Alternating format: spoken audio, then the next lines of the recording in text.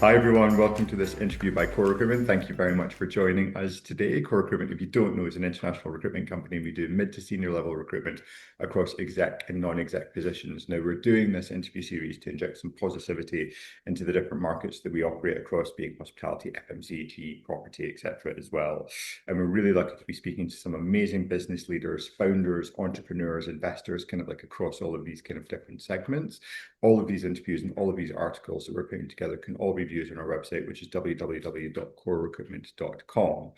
Now it's confession time, and I was actually in Amsterdam a couple of days ago, and we were at a hospitality networking event, which was sponsored by the incredible Double Dutch. And I have to say that your Palomas, Raissa, are amazing. And I had a really banging head on Wednesday morning, which I'm holding you personally accountable for. But anyway, how are you? I'm very good, thank you. How are you? I'm much better now. I'm much better now, I have to say. So for those who may not have been to a bar in a while, can you tell us a little bit about Double Dutch and a little bit about your story just to get us kicked off? So Double Dutch, we offer a range of premium all natural tonic waters and mixers. We've got 13 super delicious flavors that work well with tequila, but also with vodka, gin, rums, and are also super nice on its own in a non-alc serve if you need it sometimes. And I started it about 10 years ago together with my twin sister. We are Dutch, hence the name Double Dutch, and basically kind of had a simple mission that if you're going to put great spirits in a drink, then your mixers should just be as good and also as flavorful as your spirit should be. Excellent. Now you guys you've achieved a lot in 10 years, I have to say, but you're B Corp as well, which is, incredible. Can you just tell us a little bit, because B Corp feels like a very exclusive club. Can you tell us a little bit about what it takes to get into B Corp and also how it changed the business? So we are B Corp since about beginning of last year, so about 2 years now.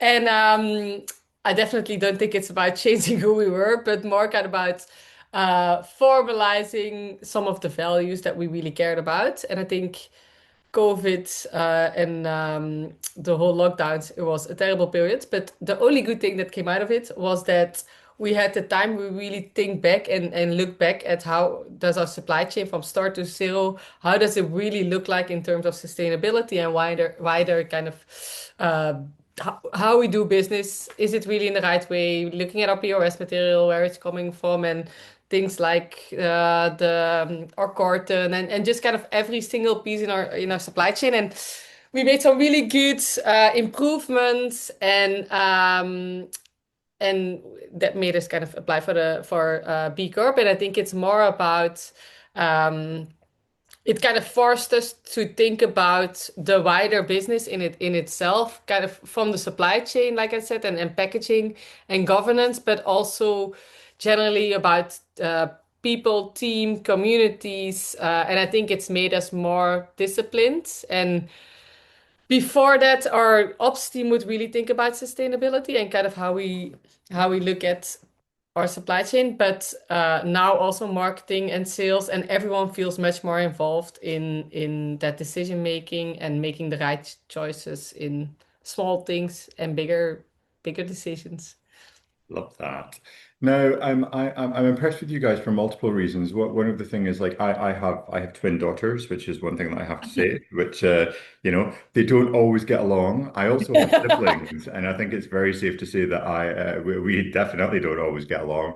So it would be so like what's it like working with your sibling all the time? Is there unknown challenges to that? Do you two need to go and take a little walk every so often to get each other on a level? Like, how does this work? We definitely don't get along all the time.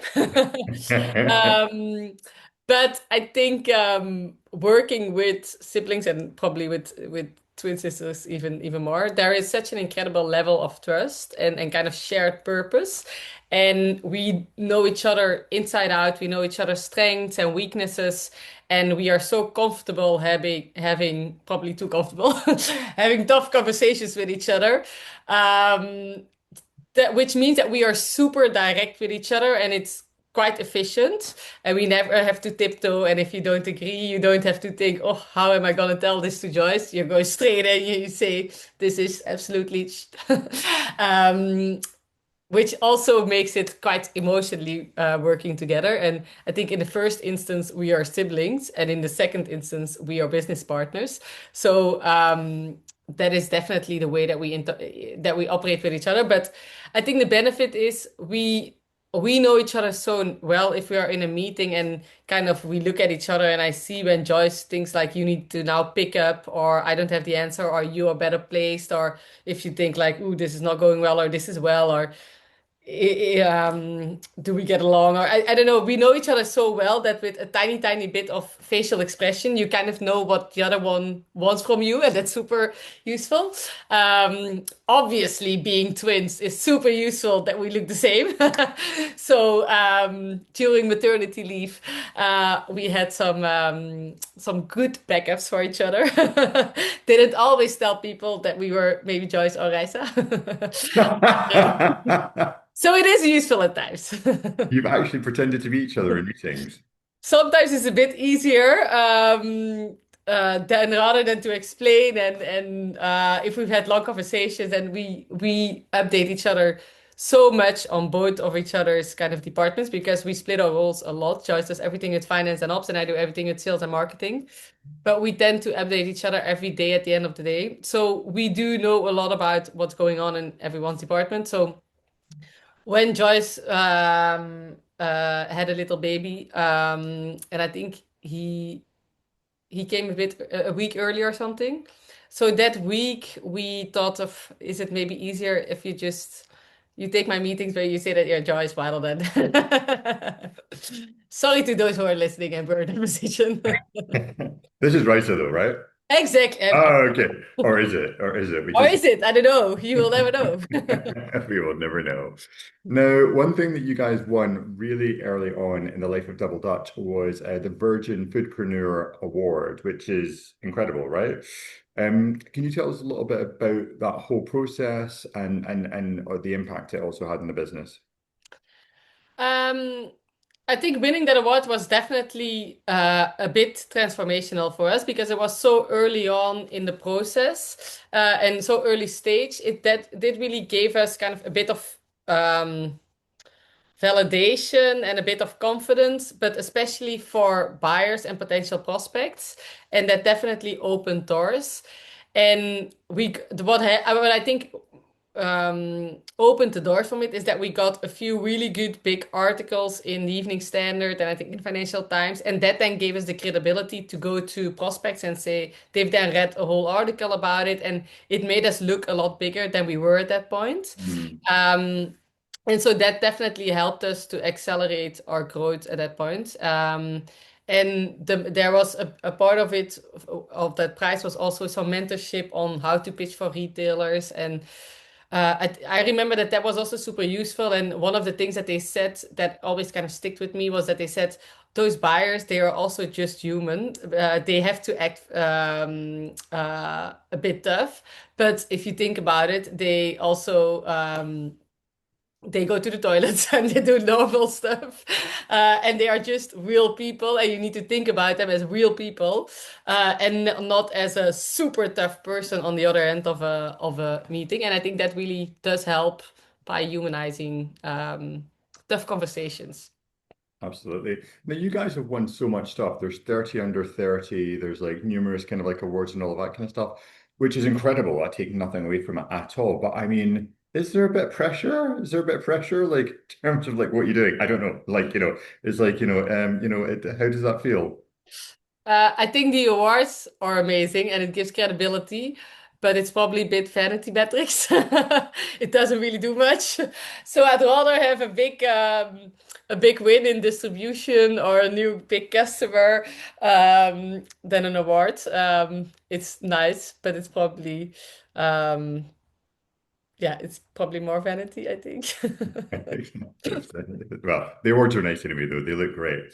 So, in terms of like yourself as kind of like, a young kind of up and coming kind of like female leader within the sector, like who have you looked to? Who kind of like has really inspired you and why?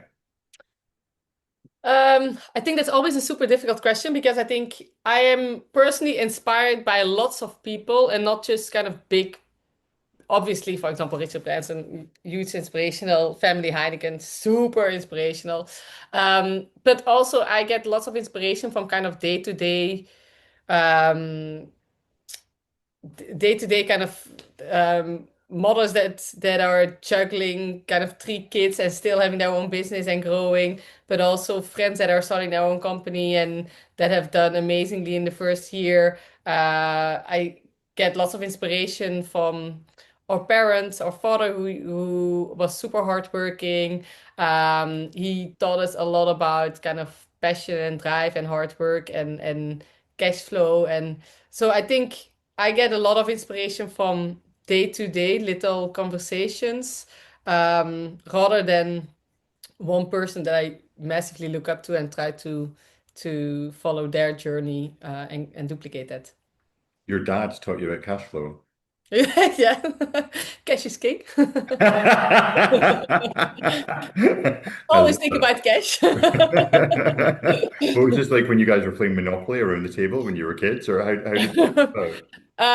No, more like when you have a business and when we started Double Dutch, we had two master degrees, and then we said, okay, we're gonna start Double Dutch, and he said, I can't believe you're starting your own little juice brand. What a waste of education. Um, and then after some time, he of course was very proud and happy that we did that and that we did our own thing. And he also always had his own businesses, so he kind of just always pushed a lot on the fact of cash flow is the most important thing. And if you can pay everyone on time and do invoice discounting or factoring, rather than and just pay your suppliers on time and build your cash flow, because if it goes down. It always goes down quicker than you think it will, um, which is true. And raising investments takes longer than you think it will. And so, good, good, solid advice. Absolutely. Very good, solid advice. No, listen, like, I guess kind of like also on that note, like, not every day is perfect. And like, there's lots of companies out there that are struggling and maybe not doing so well. Like, could you tell us about kind of like, I know you've won all of these awards and I don't want them to take any away from you, but kind of like, can you tell us about like something which maybe hasn't gone well, maybe something you guys have even failed at that you kind of like, and what you kind of learned from that as a process? Um, I think lots of failures. There are so many mistakes. I think one of the biggest mistakes probably is that we, in the beginning especially, and we try to improve it, still make lots of mistakes in that, is that when you're building your team and hiring and you're a growing company, we tend to, especially in at the start, tend to hire for that moment in time. But for example, for a finance manager for that moment in time, but then not thinking about the idea that, okay, in 1.5 years, you maybe need kind of a more senior person, or and then still can't afford two people, or I don't know, just not thinking about the long term of what should the structure look like in a year's time, in 2 years' time, in 3 years' time, and are the people that we are hiring for now right in that format, also in for them and for us. And so I think we've definitely made lots of mistakes there, and it's expensive to hire. It takes a lot of time to hire, as you know. And so getting that team right is so crucial. And I think working with the right recruiters absolutely does help there as well, who can help you kind of guide a little bit with what they've seen in similar companies. And so I think at in not in all roles, but in some crucial roles, I wish I would have hired, for example, a 2 or 3 day a week more senior person than a full-time, less senior person where you need a lot more hand-holding that actually takes a lot more time to then kind of get started, rather than having someone on board who could immediately get the ground running and maybe is part-time. I think that sometimes probably works better. Oh, that's really, really good advice for some people as well. Now, in terms of like innovation, which is coming up within the sector, technology, everyone's talking about AI, experiential, operational. What are you guys really excited about? What do you think is coming down the line? I think there's so much going on in drinks and obviously authenticity, sustainability is growing a lot and the no alc and moderation is super is growing loads, but I think also functionality and wellness. And I think in terms of kind of brands and experiential side, I think what's excited is that brands are moving kind of from kind of beyond just product into more community, more storytelling, and how customers are actually engaging with what they're drinking, on what occasion, what rituals are around that. And I think that intersection between kind of technology, um, experience, and more purpose-led drinking is definitely where the future lies. Excellent. Now, in terms of your future plans for the business, I mean, obviously more awards, maybe, maybe not, but kind of like in the next kind of like, 5 years, what are your plans for the business? Definitely growing distribution. And for us, hospitality in the UK is our main market and our home market. Growing our distribution in hospitality. We are hospitality first brand, and that's really where we see our growth. We are absolutely doubling down on restaurant, bars, groups, um, hotels, anything in hospitality, and that's really where we're putting all our efforts and all our eggs. And in terms of our export markets, deepening our distribution in our current markets. We're looking at some exciting new product development to broaden our range. But it's definitely a little bit doing more of the same and having some exciting innovation around it.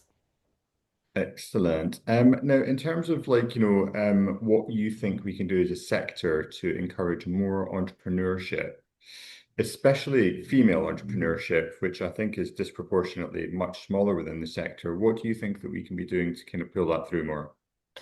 I think it's all about having more success stories and having people being more attracted to the industry. And I think there has been a huge surge over the past 10 years. So I think there is a big momentum. And I think in terms of hospitality, we have we run our female bartender scholarship every year, which is actually in our sixth year this year. Wow.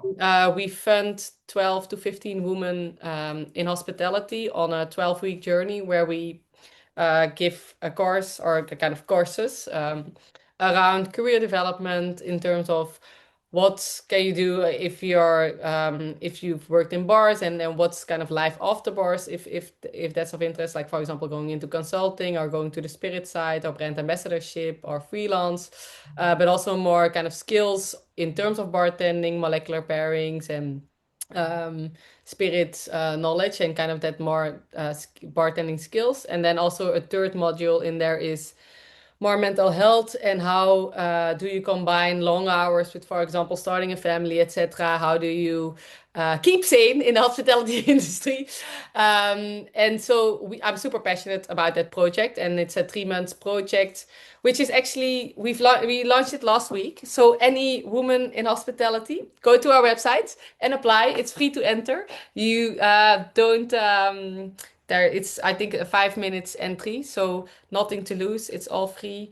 Everyone who enters also can join some virtual sessions, and then we pick 15 women that we think are the best fit together, kind of at the same level, so that we do our sessions with a similar group of people. That's amazing. And that's for across Europe, UK, they can be anywhere, right? Across the UK, anywhere in the UK. Okay.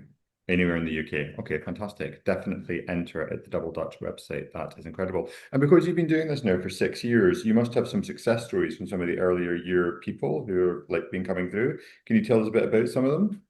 Um, Now you put me on the spot.